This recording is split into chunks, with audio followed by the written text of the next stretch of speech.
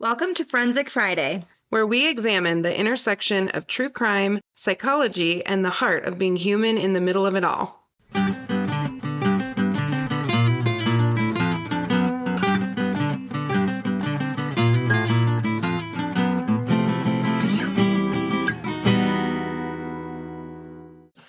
I would never perm my hair. You don't need to. Your hair is permanently permed. It's true. I remember back in the day, oh my gosh, you're gonna laugh. When I was young, like Should we say hello? Oh yeah, hi Forensic Friends. Hi, okay, carry on. Okay. So when I was really young, Ginny and I were just talking about hair and she put on a blazer and I was like, you're leaving me alone to look grungy. Well, I promised you I will look like crap at least once this week when we record. I'll make it up to you. But I was telling Janine, so I have very thick curly hair and I like to do it. Like I like to curl it with a curling iron or a straightener. I actually use my straightener to curl my hair. But I can't find my straightener. It's probably in Summit, but I can't find it. I was going to say, I mean, you live kind of between here and the mountains somewhere. I do. Yeah. So it's somewhere between here and there. But when I was little, and Janine just mentioned she used to perm her hair in high school, and I said I've never permed my hair. But when I was little, I didn't know what a perm meant.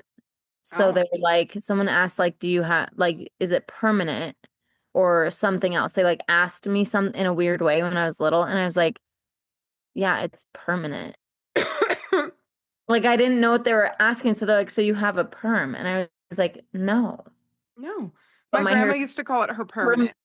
Yes, but I was like, but my hair's permanently curly. And they're like, you're an idiot. Like for me, it is a perm. It is not a perm, but it is permanent. Yes, it is a forever thing. My hair will never not be curly. Well, and I should clarify, it was not like your frizzy 80s perm. It was like cute. Oh, well, yeah. It looked naturally curly, but I had 800 activities going on. Not unlike today. I needed my hair to just be done all the time. Right. Yeah, it was great. I kind of miss it sometimes, honestly. Your perm. You're going to pull that back. I'm really not, because I feel like I really lucked out that didn't go poorly for me. And if I did it now, it'd probably look like I put my finger in a socket. I'm not going to chance it. Probably. Yeah. So yeah, anyway, talking about hair, this case that I'm doing for you guys today is one from a forensic friend. They sent it to us. We've been getting a list. Can I also say, then I think you're muting, but you're not muting. What? Really? No. Can you still hear me? Yes. Oh, shit. Okay.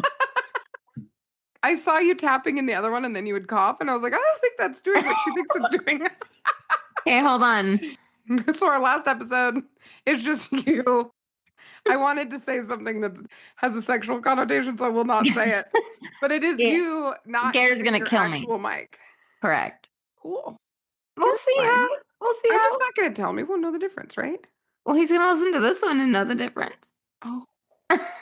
So I used to, in the early days of the pod, always say, do you remember? We should check our mics. I'm going to check my mic. Blah, blah, yes. Blah. That's the ADHD rehearsal. And I stopped doing it. Look what happens. I know. ADHD. All day for the win. Well, now when I cough, I'll mute myself. Sorry, Gare. That's amazing. My bad. Okay, so your case. Oh, this is what I was going to say. Okay, so yes. I was going to say, I just wanted to say the messages that we've gotten have been so unbelievably nice. And we love when you guys send questions or cases. But just your kindness when you find us and you hop on and say something really nice on Instagram, like it really is encouraging. Like we forget that there's people reading things. And well, I don't forget there's people listening because I get reminded frequently. But I think sometimes when we're listening, we forget that there's a person on the other end of the things that we write and the things that we say. Yeah. And people have been really kind by and large. Aww. Every once in a while I get a like, who are these women? Who do they think they are? Blah, blah, blah. I'm going to tell you exactly who I think I am. I'm really glad you don't send me those comments because I would get fired up. Well, no, I either handle it in the moment or Mhm. Garrett logs in on his mystery name and handles it, or I just like go with God and delete and we just go on Yeah, with we our should life. just delete them. If there's negativity, delete and block. No one is ever mean. And I don't if I've had maybe two where they're like, these women don't know what the fuck they're talking about. And I'm like, okay, well, listen, you could say a lot of things about us, but I actually do know what I'm talking about. Right, we Thank you. both do. We both do. Yeah. Thank you, not thanks, no thanks. Thanks. No thanks. Like that said, sucks to suck. You can call Sucks. us any number of things, but not that one.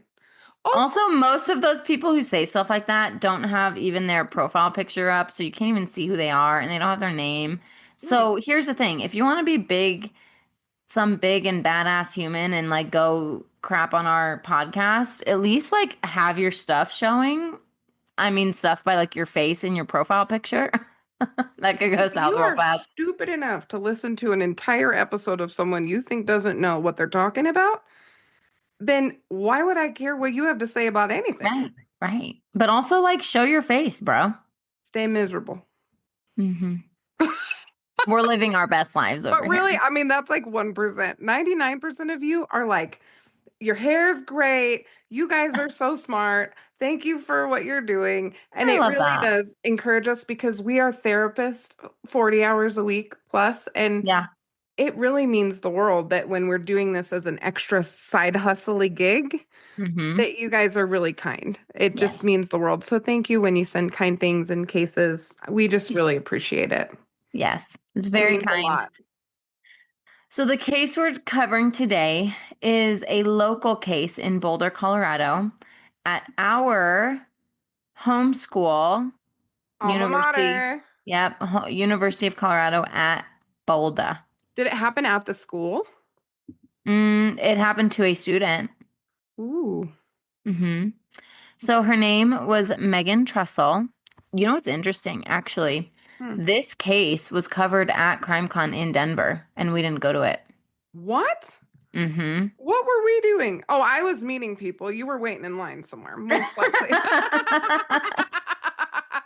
But in fairness, Janine wanted to kill me, and I was like, I'm sorry, you are allowed to be angry with me, but I am meeting these humans. here's what you did that was so kind. This is where you and I have each other's backs always, and it is like silent. You then took the table over, and my dad and I went and watched the Michigan game at the bar. Yeah, I And I had was you. like, oh, it just put all the love back in my heart. We're all We're fine. good. It's fine. Shh, shh, shh. She was like, Natalie, are you still? I was like, I'm too close to not I'm stay like, which here. line are you in? It's been like 7 hours. What are we It doing? was it was the Ramsey line No, I know. Worth it. Well because done, you. in the other was it? Yeah, no, the Ramsey line took a long time because I got in pretty quick with the petitos. You also got us into the store the first day, so I can't be mad at that. They did get us into the store, I and don't they sold forget. out. Yeah, I don't forget. I appreciate it. They sold out of everything. I sometimes Mhm. know what I'm doing. No, you know what you're doing a lot of the time. We just have different instincts, but we let each other live, and I like that about us. We're like, We okay, just we'll let figure live. it out. Yeah, no, it's great. Yeah, Janine wanted to kill me for maybe 20 minutes there, but then My dad we was met like, the people. "Where is And you Natalie?" And I was like, "She's in a line somewhere." and who knows? We've met the Petitos a few times, and Yeah. they are big advocates, obviously, Yes, for victims and for safety, and we are also big advocates. So maybe at some point we'll be able to do some work with them, and it's all because I met them that one day. I know. You know what? I'm not mad at it. Thanks. I'm not anymore.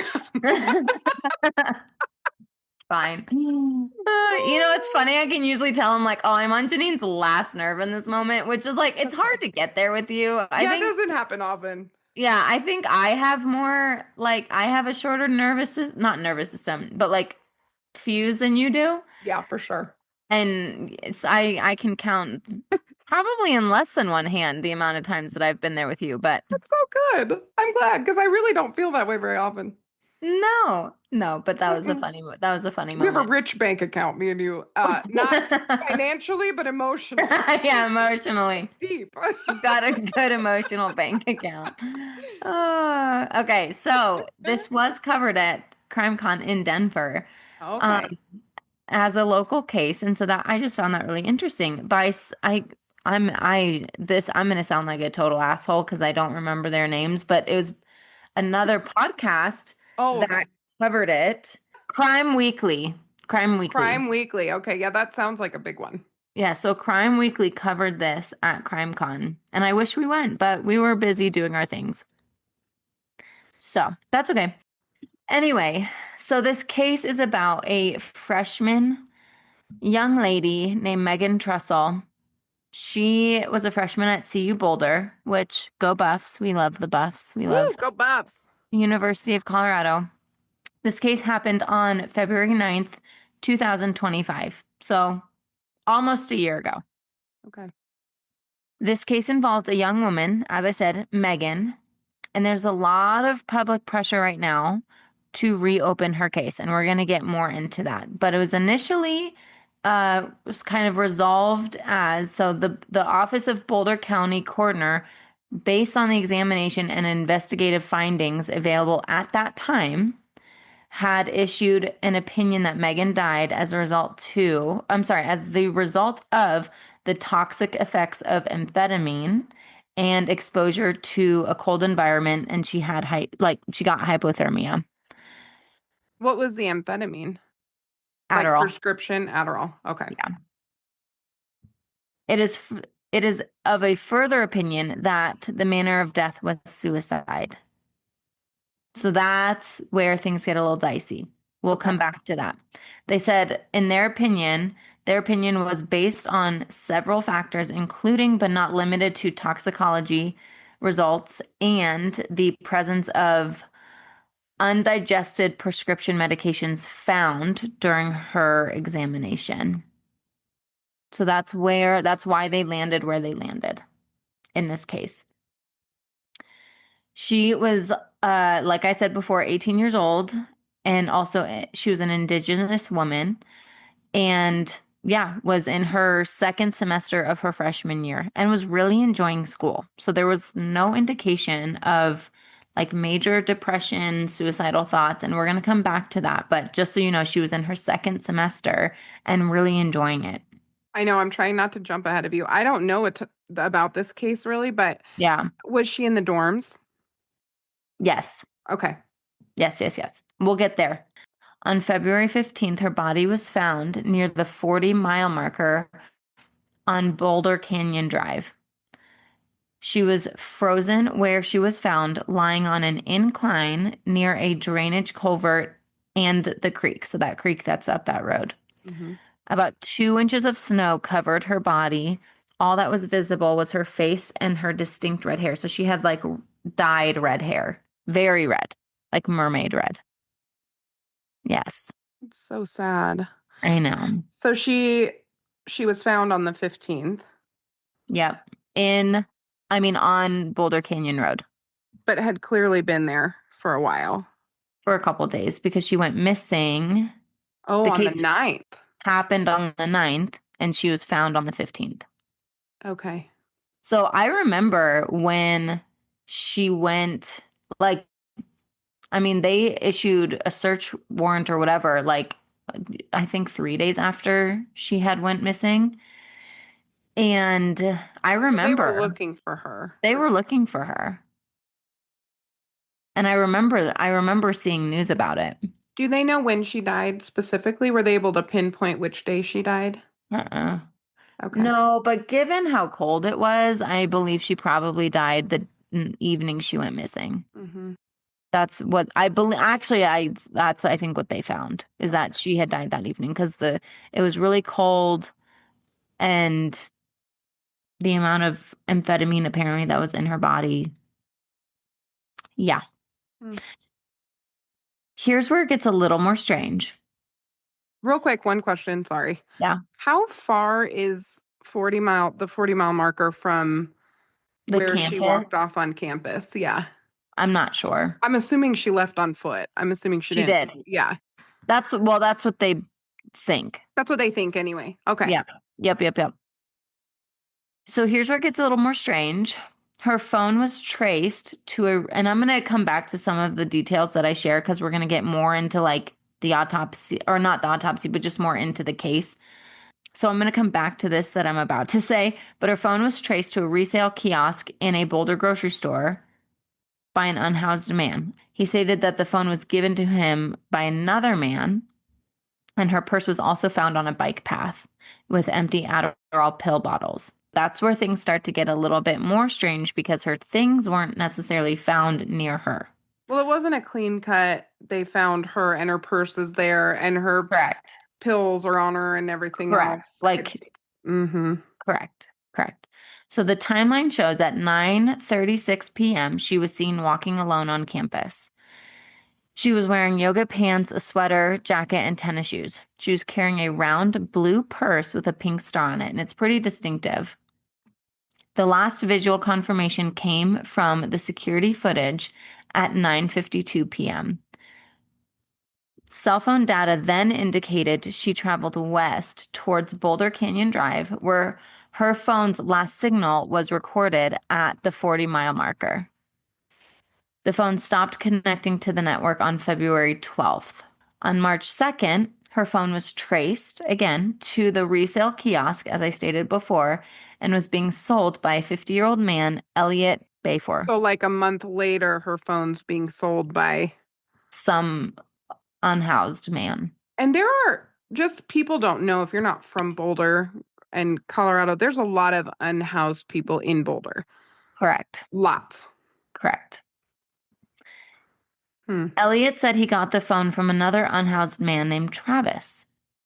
Travis said he initially found the phone and the purse outside of the city, but did not report them. Travis then left the purse on the bike path. So that's why the purse was separate from the phone. He just like left it on the bike path. Elliot, so the guy who tried to sell the phone at the kiosk, was arrested for and charged with theft, a misdemeanor 3, and false declaration to a pawnbroker, misdemeanor 2. What are you Hmm. thinking? Thoughts or questions so far? I have a theory, but I'm gonna wait. Okay. So on March 5th was when her purse was found on that bike path Hmm. by a community That's a member. long time. Yes, by a community member near the 39.6 mile marker off of Highway 36 along that long bike path. That new one? Oh, that's not by this at all. That's not by where her No, body was found at all. correct. Yeah. Oh, yeah. Yeah. So it gets weird. Okay. That's why, like, I'm saying some of the things, but then there's more details because it's like, here's purse was found in a different spot, phone is found in a different spot. No, like drastically different spots by drastically different people, right? So Right. initially, Travis, whoever that guy was, found all of it, gave this other dude, Elliot, the phone, and then went and like dropped the bag somewhere over by Highway 36 on that bike path that runs along that. Makes Well, no and sense. it's not, I mean, it's this Boulder is the type of town where even on a day like today, like it is frigid in Colorado right now. I mean, most of the country, it's cold. Mm-hmm. Mm-hmm. In in Boulder, people ride their bikes constantly. It doesn't matter if it's a sheet of ice, they're riding their bikes. So Correct. even the fact that we're finding things on a bike path, it wouldn't sit there for a month and No, not be discovered. You know what I mean? Like people ride correct. next to the interstate. Well, Like, I mean, it's not, yeah, and again, the purse is very distinctive. It is a yes. blue round purse with a pink star on it. And they specifically, I remember when they were talking about her missing, they talked about that bag because in the footage, the camera footage from the campus, you can see that bag. Hmm. So like if you found it, you knew exactly what it was, who it was from. Well, and there's cameras all over Boulder. Yeah, yes, yes. But what I'm saying though is like this isn't like just an average brown bag that you got from Target. Mm, no, no, This no. was It was, distinct, yeah. right? So even in the unhoused community, like they somewhere I read, I think it was one of the unhoused men said, when I figured out whose stuff this it made me sick to my stomach. But also like you still messed with it and didn't report it. So yeah, interesting. Her parents started fighting for her case. as they firmly believe she was not suicidal and she did not commit suicide. No, and Adderall's not going to make Also, you walk like in bitter cold further than you mm, intended. Like that doesn't no, fit either. no, It's no. not like alcohol and benzos and being out in the cold where you pass out and die. Like Right, Adderall's a little right, different. right. Unless you like had a heart attack, but there's no Even then, indication of that happening. well, no, and there's lots of easier this is terrible. Easier ways to kill yourself than overdosing on Adderall. That's not even easy to Right, do. right. So the other piece to this is there's still one of her shoes missing. They haven't found one of her shoes. Everything That's else they've found. that's weird. Mm-hmm. Mm-hmm. Additionally, it was noted that she and her roommate got into a fight that evening that involved Megan and Megan's boyfriend as they were found being intimate in their dorm room by the roommate. So the roommate walked in on them and then they all got into a fight, like an argument. I mean, it's a little bit of a party foul, but sock on the door. I don't know, like what. You didn't gotta like work out a because you didn't live in the dorms, No, because I went to Western my first year. girl. It's I lived it's in the dorms at Western. but yeah, it's the wild, wild west. It's Yeah. unbelievable. So she'd Yeah. had a I lived in spat with like, the roommate. uh-huh. Was the boyfriend present during the spat with the roommate? Yes, and then the boyfriend and Megan got into an argument where then the boyfriend broke up with her and blocked her What? that night. How long had they been together? Like a year, maybe a little less. But like that, they But it's a started dating. relationship. This wasn't just a Yes, hookup. from what I understand, it was a relate. She was dating him. And she did not have alcohol in her system. It didn't say she did. I have not read anywhere that she had alcohol in her system. So he blocked her. That was when she left her dorm and then disappeared from public view. The roommate stated she assumed Megan went and stayed with her older sister, who was also a student at the university, and they had a close relationship. She was not living in the dorm, so she was like in an apartment. Well, and that's So, also a safety indicator from a suicide perspective is even the roommate she fought with said she right, would go be with her sister, like knew that she had right. people who loved her and she'd go be with Exactly, them. exactly, Yeah. exactly. Her parents pursued her case to be opened as an independent review, as she was an Indigenous woman, also very young, and felt like her case had not been given appropriate justice. The Mhm. problem is if they just use what they already had used, so if they do open a new case, an independent case, they could just use the evidence that's already been established, which would then result in the same conclusion. That's part They of the wouldn't problem. open a new, They would, but they would just use the same evidence and they then come can't up go with get this. more evidence. Well, they could, but if they feel like the evidence that's already there is enough to display for suicide, then Mm. they are not going to go open a new case, or they're not going to keep it open, I should say. Well, and this is where Boulder PD, it's obviously not the same PD it was with Ramses, et cetera.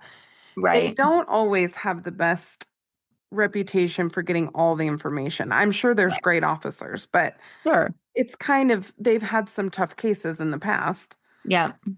The autopsy report states that they found Adderall in her system, as I said, and she was hypothermic. And that was the contributing factor to her death. The deputy at the time says that Megan's body was found about 20 feet down a steep, rocky slope. So, as I said, like an incline earlier, with blunt force injuries. But those wounds were consistent with a fall and did not contribute to her death. That's what they came up with. Okay. Then there's another doctor who entered the scene. I'm going to butcher this name. So, those of you guys who are like, a little bit more keen on names, I'm so sorry. But it's Dr. Priya Priya, Bandry, Priya Bandry. Priya, Priya Bandry, an outside forensic uh, pathologist unconnected with the case totally, reviewed the autopsy records and agreed that Megan died by suicide. She stated that Megan had a stomach and throat full of pills. That to me is very intentional. Rarely can you force feed someone that many pills. That's what Priya said, Dr. Priya. Regarding the injuries, they included bruising, abrasions, and at least one broken tooth. Dr. Priya says that while drug toxicity is what killed Megan, she might have been confused or intentionally fell off, tumbled off, or jumped off that wherever she was standing before. Okay, So so they found pills in her throat, not just in her stomach. that's Her throat. that's what these say. That's what this report says. And it's like multiple pills. We're talking like she was chock full of Adderall pills. The officials found 3 empty bottles of pills in her dorm with an additional bottle. So yes, 4 bottles, one near her body, and each pill bottle held about 30 pills. So my guess is some of those she probably took as her prescription stated. Yeah. But and the she fact held that on to her bottles for whatever reason. You know, people are funny about that stuff. Yeah. Yep. But the fact that there was 3 bottles, empty bottles in her room and 1 empty one near her body is suspicious. We'll be right back. This episode is brought to you by Southeast Counseling Center. Southeast Counseling Center is a 501c3 nonprofit mental health provider right here in Parker, Colorado, conveniently located just off major highways. We serve the whole family, from play therapy for kids to couples and family therapy, trauma treatment, psychological testing, and specialized groups. Access matters. That's why Southeast Counseling Center accepts Medicaid, Tri-West, and victim compensation, and also offers a community subsidy program to help people who fall in the gap between Medicaid and traditional insurance coverage. And because we're a nonprofit, every dollar donated by the community goes directly towards providing treatment services for people who need help. Prefer to meet at home? Telehealth is available statewide, so anyone in Colorado can access our services. To get started, call 720-842-5553 or fill out our secure web inquiry form at secounseling.org. Southeast Counseling Center, care that is accessible, compassionate, and rooted in the community. Well, it is possible. I will tell you, I have never, ever had someone intentionally OD on Adderall in my practice. That doesn't mean it hasn't happened or that somebody wouldn't do that. And sometimes young people in particular, any pill's a pill. So I've had teenagers take a bunch of Benadryl or whatever, whatever they can get their hands on. But that's not something I've seen a ton of. Right. And it's just weird that she didn't have any alcohol in her system, because alcohol is such an accelerant for suicide. But I mean, no, the breakup's concerning. Well, and feels really out of the blue. I have a few theories, which we'll get into the theories here in a minute. Yeah. So as I said, Megan's family does not agree with the manner of death. They do not believe she committed suicide, as she was partway into the wilderness at night and alone, only to be found with physical injuries and without her phone or purse. None of this indicates suicide to the family. Megan's mom thinks someone took Megan's purse and she was pulling her purse back and she was trying to fight back. And that's what she believes gave her some of the blunt force injuries that was described in the autopsy. Does mom think she fell? Like she was trying to pull her purse and then fell? Okay. Yes. Or this happened maybe closer to town and then someone brought her body out there. Okay. Right. Because she was not found. If I'm thinking of it correctly, and it's been a minute since I've been in Boulder, I don't think she was found super close to campus. Like Boulder Canyon Road isn't like, I mean, you can get there by foot, but it's like a walk. Yeah. It's a walk. Yeah. So mom thinks someone tried to take her purse. She fought back. That's what gave, that human is what gave her the blunt force injuries. And also it states that that would make the pills found in Megan's system a cover up by the assailant. So they would have like forced them in her mouth. To make it look like an overdose suicide, potentially. Exactly. Her parents have hired a private investigator because these are fierce parents. And you and I've done some cases where the parents are like, oh, hell no, we are figuring this out. This does not feel accurate based on what they knew about their daughter. Well, yeah, So and they, I think that if your kid's having a great first year, mm-hmm, I don't understand mm-hmm, why you would accept that they then, mm-hmm. you know, killed themselves. Like Right, right. you would never. I know. So her parents did hire a private investigator, and they have a petition for her case to be reopened with change.org. As you and I both know, they have opened an independent case. A review. Independent review. Yes. Mm-hmm. So here's a little bit of other information that I found later. Her parents did get a divorce, I believe, a year before this happened. So she was home with Okay. them when they got divorced. And it was noted that their divorce was really hard on her. And she spent a lot of time with her sister at her sister's place because of how upset she was due to their divorce. So that could be part of potentially some depression she was experiencing. Um, being a senior and your parents getting divorced cannot be easy. Mm-mm. So yeah, so she would stay with her sister quite often. But here's the thing, even when she was feeling sad and down about that, everyone she knows would not describe her as someone who was suicidal ever or overly depressed despite what she had gone through. So that's the hard thing. Like, no one's ever seen symptoms of major depression or suicidality or anything like that. So her case does remain a mystery to everyone aside from the Boulder police and the investigators, as they deemed this a suicide. What are your thoughts? Oh, I have so many thoughts, especially having lived in Boulder. I College freshmen go through a lot of transition as it is, even Mm-hmm. without having gone through her parents divorcing. Yep. She had some protective factors, like the relationship with sister. Yep. I think, Indigenous women, their disappearances are almost never investigated, certainly not to the degree Yeah. that their, counterparts always Yep. are. Yep. So I'm thankful they're going to do a review in this case, and I hope they really Yeah. will open it back up. I can see a world in which losing the boyfriend, having whatever thing happen with the roommate, she may have Impulsively. impulsively done something. Particularly, I think one contributing factor with Adderall, if she was abusing Adderall, which I have absolutely no idea and no reason to believe that she was.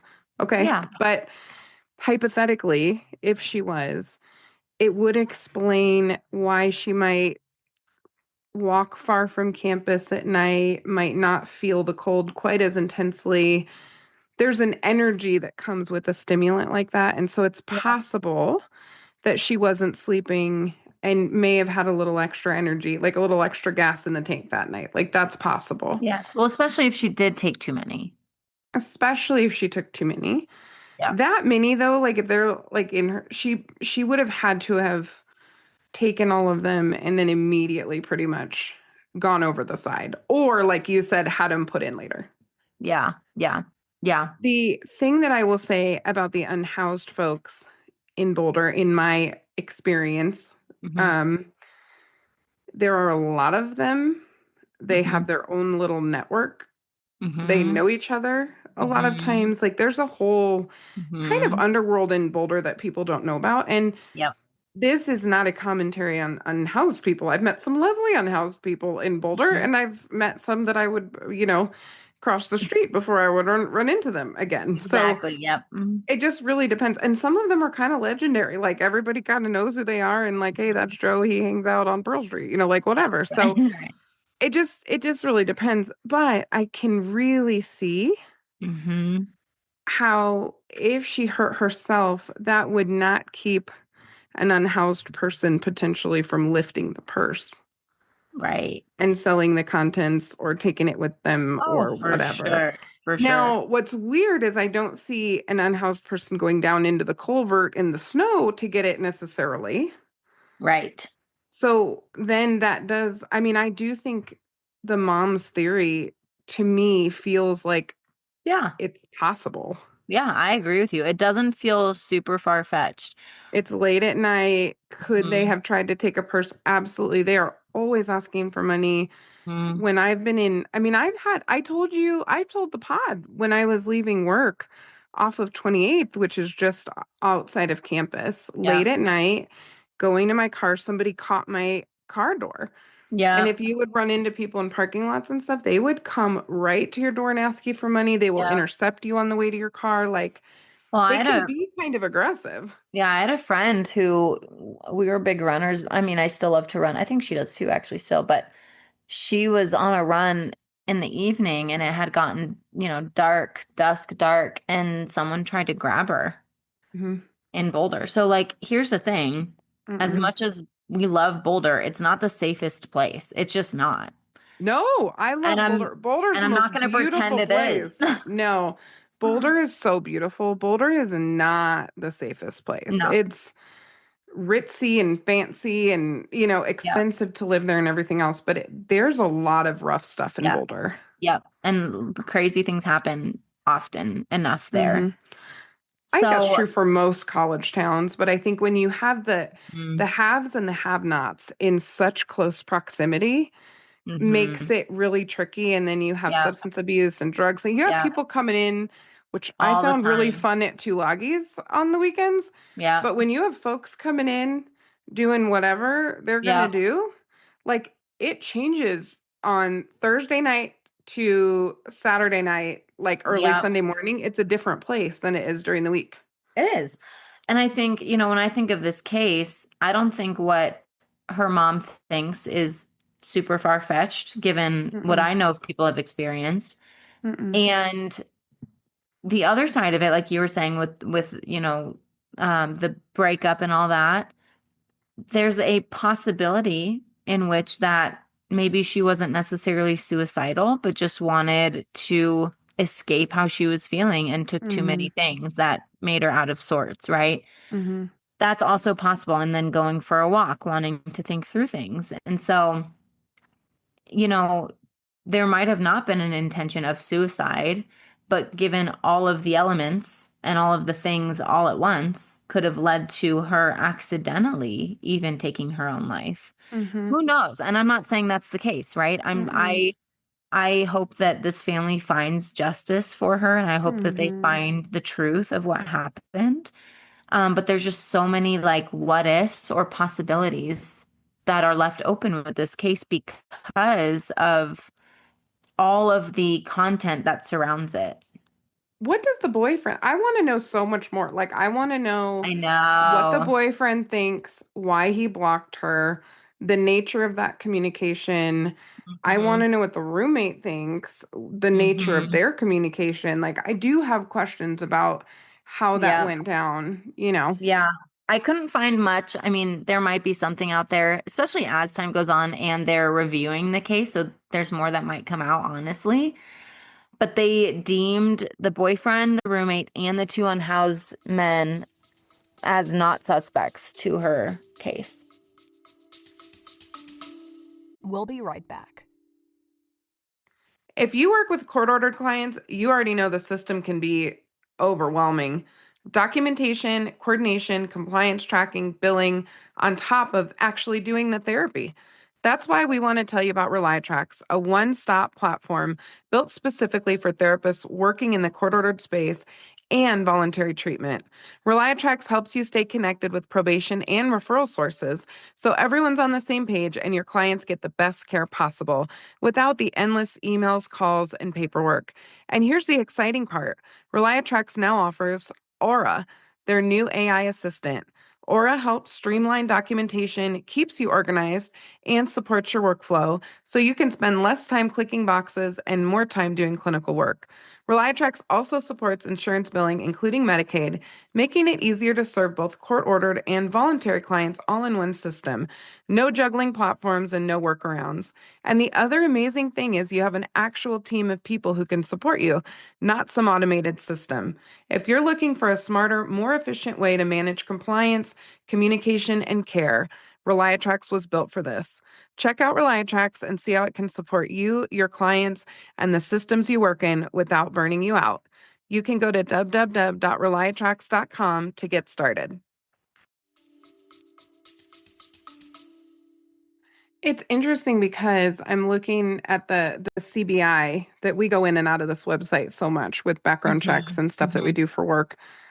And I'm looking at, I wasn't aware of the statute where they have to do independent reviews for cases involving Indigenous persons whose deaths were ruled as suicide or overdose under suspicious circumstances. I didn't know that was a statute. I think that's great because one of the things that tends to have an impact on the Indigenous community is a higher rate of substance abuse, which makes sense because of the intense pressure, oppression, all the things. I mean, they make sense. That whole thing makes sense when you look at it historically from that lens. So unfortunately, sometimes law enforcement would just come to the simplest, easiest conclusion when there were substances involved. And so when there's an overdose, now they have to open it if it's suspicious. And I think that's not open it, review, because they say very clearly that they're reviewing it. They're not reinvestigating it. Yes. But what that means is the CBI, which is not Boulder PD. Right. The CBI will sit down and look at every step of that process, that whole case file, and make sure that they did it appropriately, in the right order, ask the right questions. And so if I'm sitting over here having these questions, I know the freaking CBI is going to have questions and they'll make sure that they were answered. I would hope. Right. Yep. I agree with you. I do hope they reopen it and investigate more in some of the areas that maybe they haven't done enough of.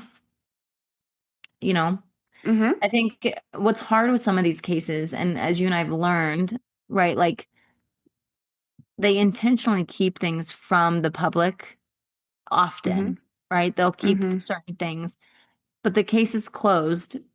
But because it's in review, I do wonder if there's more being kept from people, from the public, so that people just don't keep on like saying what their theories are, right? Because that can create more confusion or feel like too many cooks in the kitchen. But at the end of the day, like cases like this, there's so many questions unanswered. And especially when there wasn't a history of this stuff, right? Like there was no suicide note left.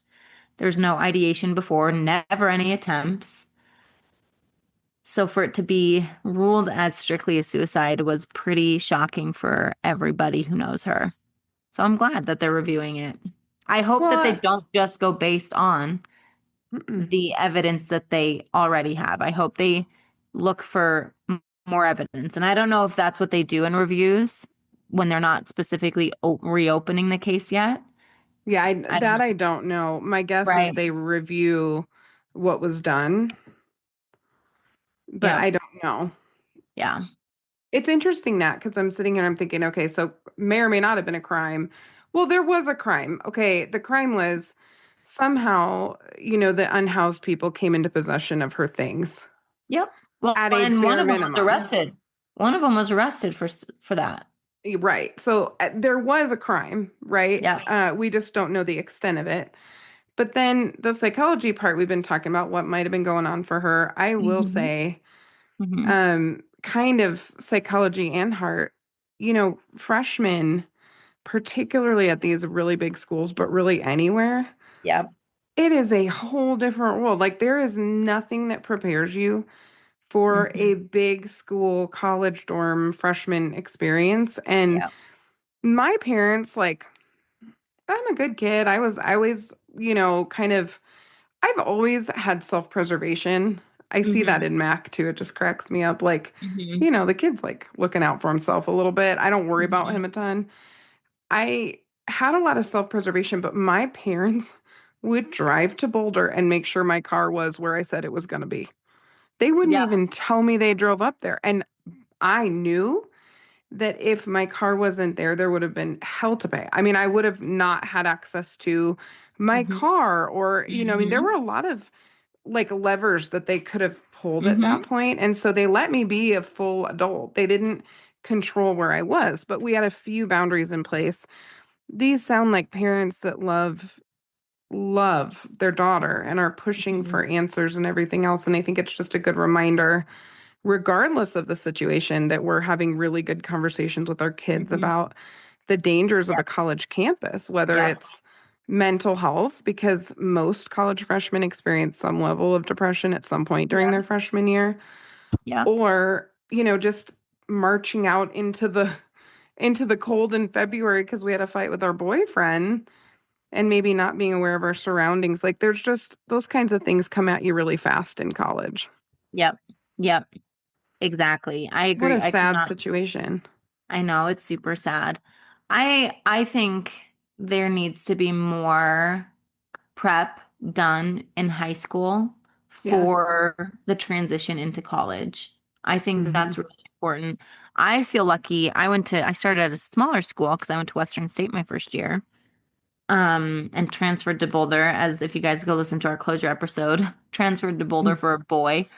Um, that guy is no longer in my life. Spoiler No, but alert. you saw him at a Chick-fil-A. Go Yes. listen to it. Go listen. It's hilarious. But I'm really glad I didn't start my college years at Boulder because even though I still got off to kind of a rough start in Boulder, I don't think I would have been successful if I started there. So, I think it's important to educate students on, hey, you're going to experience a lot of things. It's going to be really fun. You're also going to get really sad because it's a big transition. And, you're going to miss aspects of your old life and you're probably going to make new friends. And Where did our there's a parents lot live? of, Are they in Colorado? yeah, Yep. they're locals to Denver. I don't know if they're from here like originally, but I think she is. Okay. Um, So yeah, she came from Denver, went to Boulder, had a good relationship with her family. Nothing that stuck out that was insane with her history. I think the heart of this for me is again, helping students understand what they're getting into. Also, knowing the dangers that come, like you said, with college campuses. The unhoused community in I think in Colorado in general, but especially in Boulder, it is a community and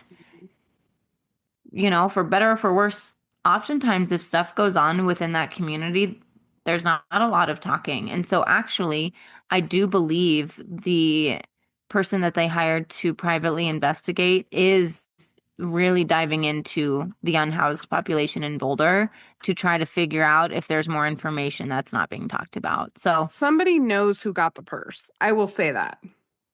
well, Somebody knows. Like they know, somebody knows. Besides someone even the knows, person who took the purse, somebody knows. right? Right. There's more to the story that's not being talked about. And At so, least about the purse. Yes. yes, but And the phone. education, oh, exactly. Education on all of these factors are really important. And it's sad because I think back in like the early 2000s, there was still just as many dangers, but it seemed less scary. Yeah. Now it's like, it's just intensified, in my opinion. I think it feels intense. I also think that the shoe is really bothering me The because shoe is weird. the shoe's weird They have because one shoe, they don't have the second shoe. they looked in the snowbanks. Like you know what I mean? Like It's been a year. how far can a shoe go? It's been a year, almost a year. And the other Snow shoe was has, on her. yeah, they have the other shoe. There's one shoe missing. No, it's really weird. They would have looked everywhere for that shoe, I would think. Yes. Like if that shoe was in that ravine, unless it went into the stream and got carried. But even Right. then, this time of year, that water's not rushing. You know what I mean? In February, No, like and it might have been frozen last year it might because it have was even colder been last frozen, year. and they found her within 6 days. So, I mean, Mm-hmm. I don't know. Mm-hmm. That's weird. That I bothers know. me. Yeah, the only thing I thought of was if the stream got it, but it might have been frozen. Maybe when it melted. I don't know. Mm, I know. It's weird. It's weird. I think, I don't obviously know her family. I know what I know about this case, but I think people's spidey senses tell them a lot, and there's a mhm, reason that they are continuing to fight for their daughter's case to be opened and investigated again. And I think it's because they know that she would not have intentionally done this. mm-mm, So I mm-mm. do hope that I know it's going to be reviewed. I hope they reopen it and see if there's more answers to bring the family more of the closure that they need. Absolutely. I agree. And we'll keep you guys posted. If we get an update on this case, we'll for sure do an update on the pod. Yes. Well, thanks, Nat. What a sad case, but a good case to talk about. Yeah. Thank you guys for listening. And like Janine said, we'll keep you guys posted if there's new info on this.